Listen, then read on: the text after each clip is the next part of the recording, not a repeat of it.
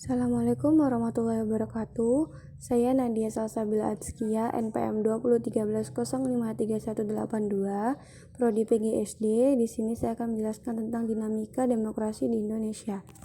Berbicara mengenai demokrasi di Indonesia, tidak dapat dilepaskan dari pelaksanaan demokrasi dalam kontekstualnya.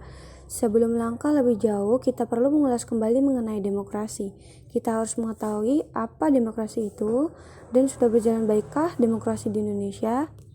Demokrasi adalah suatu bentuk pemerintahan politik yang kekuasaannya pemerintah berasal dari rakyat, baik secara langsung, demokrasi langsung, atau melalui perwakilan, demokrasi perwakilan.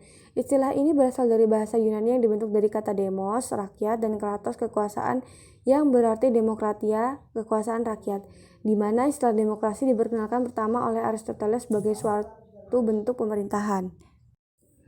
Pelaksanaan demokrasi di Indonesia dari masa ke masa tidaklah sama, mengingat Undang-Undang Dasar pun berganti-ganti.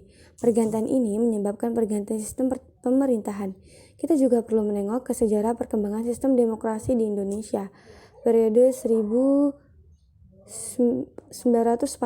sampai 1949. Pada periode ini, berlaku sistem demokrasi Pancasila dengan kabinet presidensial, dan pada tahun itu juga pemerintah mengeluarkan maklumat dan mengakibatkan sistem demokrasi diganti dengan demokrasi liberal dengan kabinet parlementer. Pada tahun 1949 sampai 1950, lahirlah negara RIS dengan konsep demokrasi liberal yang masih berlaku.